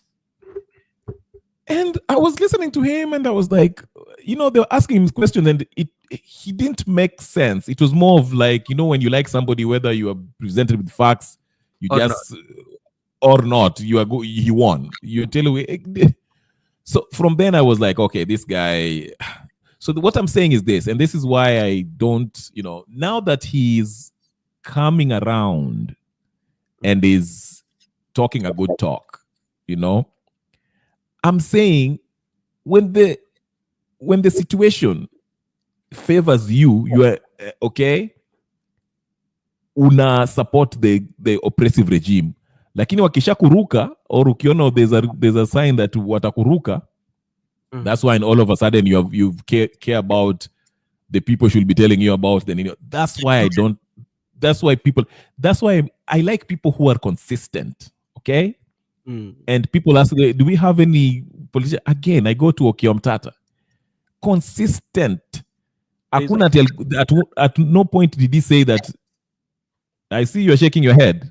No, I like Umpteenth. I was telling you, there's also one politician from Luo. It's called Agustino Neto. I don't know whether he was actually came Green Party. Agustino Neto. Yeah, is it the one Green Party or something? Yeah, Green Party guy. Yes. He's I don't know much about him, but I've heard about him a little bit. Yes, go ahead. He has a very independent mind, you know. He's one person who speaks his mind, and you know, and they are not people who will be choir ladies and choir men who will say, okay, go right, go left. And that was right. Costed him in the Luo Nyanza politics. He was running for Ndewa. He came immediately after the death of Orwa Jode. But ever since he had a different opinion, he has never seen the light of the day to become a member of parliament. And he has a party now. Yes. So, I saw that party meeting with Miguna and the rest of them. In fact, were you supposed to be there or something? It was around the time when you were in. I was there. I was there, and even I attended one of their rallies. But during that day, the doctor was alikuwa mgonja kidogo. Even Agustino Neto could not give me due to the you know, Kisumu was a bit hostile, so they never wanted to know where they are. But I attended their rally. Yeah, so you see, people like that, it will take time for him to come to the national, you know, be a household name. He will not. Yeah, so those are the people that, you know, you can't say that when it was, you know, when things were going wrong, he was on the other side and very consistent. And those are the people who I would vote for because you can see that they believe in what they say. They're not moved by Ninio. Natembea, what was Natembea's job? I used to see him in this outfit, army outfit, or is it police outfit? He looks like an MP. Was he a PC? What was he doing during Kenyatta? A regional commissioner. Was it Rift Valley? Amefanya Rift Valley mara mingi sana. Yeah. And he worked under Uhuru, right? Yeah, he worked under Uhuru. I'm not a fan of him. I know a lot of people, anyone who worked for Uhuru and supported Uhuru, I immediately don't like you, naturally. Maybe he might. If there's one position, if there's one politician that I really can't stand, it's Uhuru Kenyatta. I can't. Why? I cannot. Why can't you? He was just, I felt like he was very disrespectful to Kenyans. He How? didn't care. First of all, he would give his speeches drunk. There's one that he was standing on top of his car na alikuwa anajikuna matako while he's addressing people. And he would even tukana, like, if you're politicians, I can understand when Wanjala is saying this, how Siasa are stupid. I can understand. But if you're a president and unatukana watu, your opponents, sijui mama yenu, sijui nini, and calling Raila names, which Raila, I can call him a conman. Conman is, but it's not to the extreme. Okay? There's a limit to it. And I thought that there's one he gave in Turkana. In front of the Turkana. You remember that? Nanok. Nanok, yes. And he was standing there and saying, si lazima niyo kura yenu. I mean, I just can't. You can't convince me. He just gets in under my skin. If there's any politician that I can't stand, is Uhuru Kenyatta. I will forgive him in the name of Jesus one day, but I need God to work on me to see that I forgive him. So that's one politician so anyone that works for him, like Matiangi, I felt like he was very arrogant. But maybe one day I'll forgive him. That's why I'm saying, yeah, go ahead. Natembea, I'm not a fan of Natembea. I know he's with this, what's that say that he says? Tawe. Yeah, he can tie away all the way to oblivion, but I don't like him. I don't like him. What Natembea is speaking is something that makes sense. But my worry is how the Western Kenya is. You remember in our first conversation, it's not very easy for you to come and unite the Western bloc. Look, for example, when you come to Kakamega, that the Kakamega usually pick like a place called the Shuka Sherere.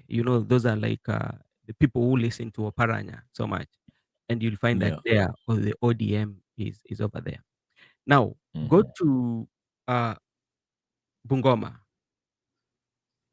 We have the Bukusu, Then also the same Bungoma, and we have Transroya, we have Sabot community, Yeah.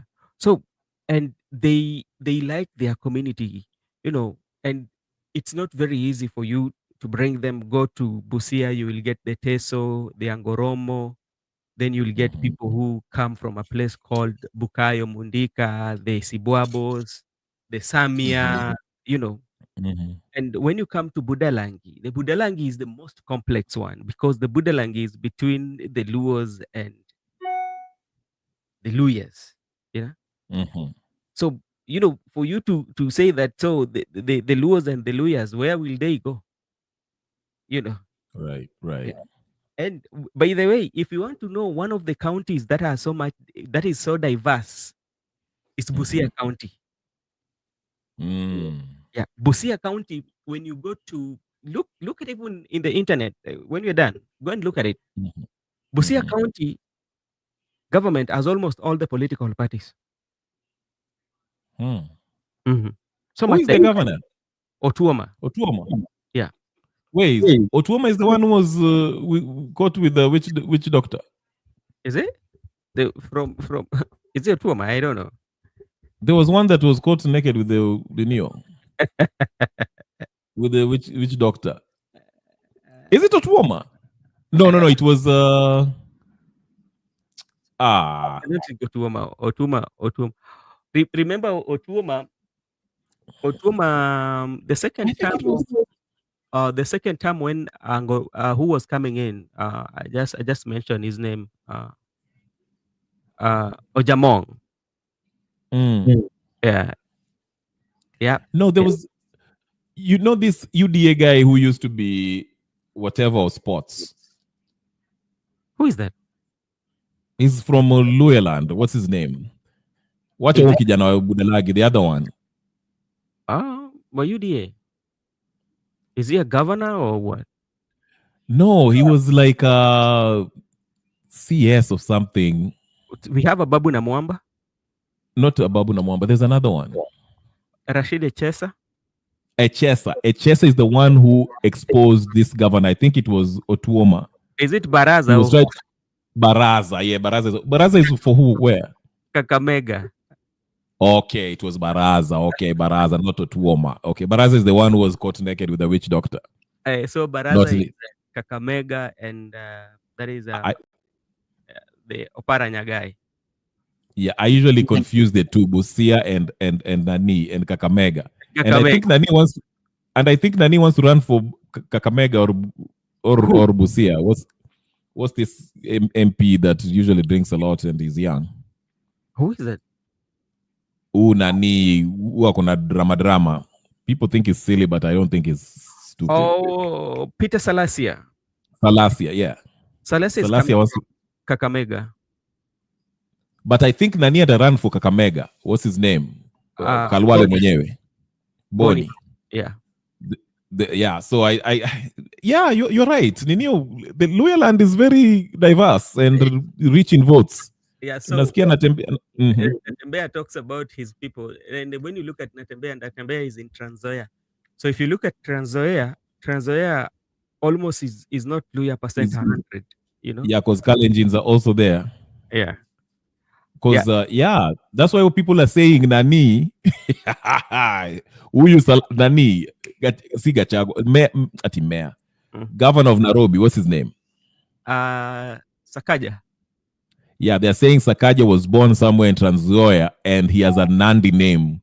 In fact, people are saying he might be Nini Nandi.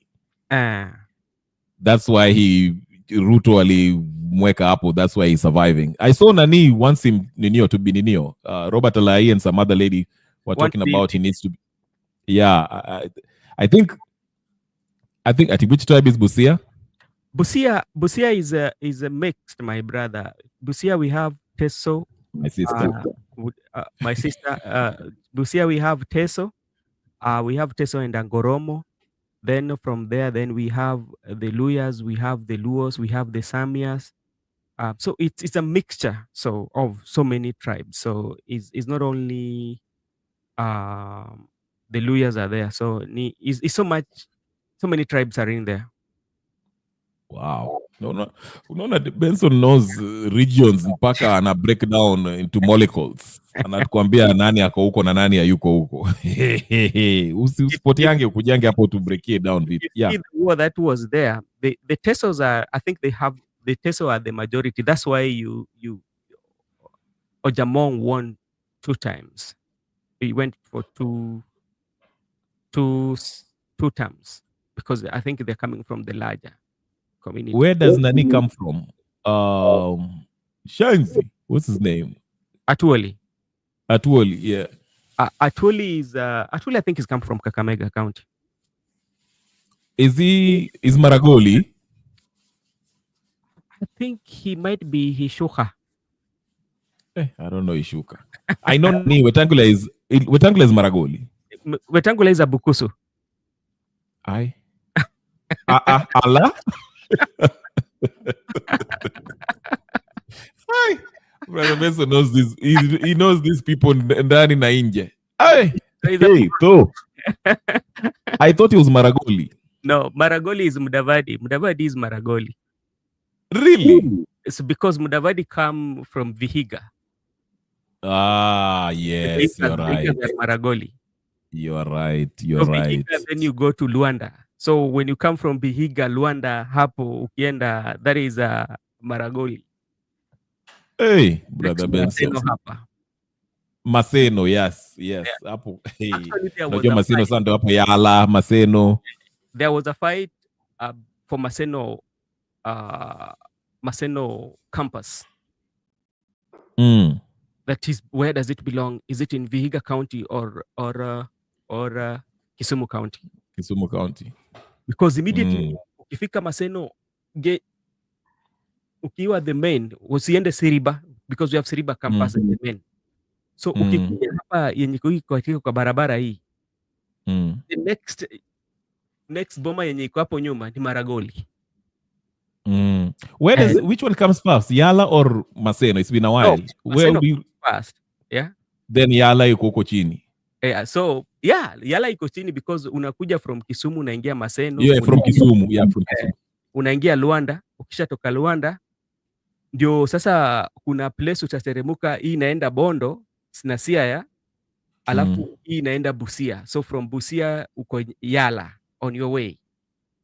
Because I knew that route. Ukienda Maseno kuna ile unaweza kuchukua pale Luanda. Njia mbili if you're leaving Kisumu. No, I'm starting it from Kisumu. If you're leaving Kisumu, there's that. I used to chukua matatu hapo Kisumu Boys hapo. Unafika Kisian. So Kisian. Yeah, alafu kuna ile njia nyingine unaweza kupitia kama unaenda Kakamega, ile unapitia Mamboleo ukienda chini. Lakini unaweza but you can toboa and still come back to the other one.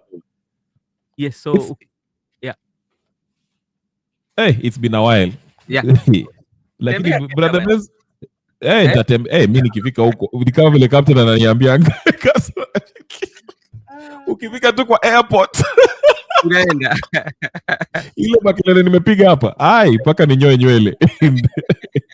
But anyway, brother Benson, thank you so much for blessing my channel. Thank you so much. Sasa wewe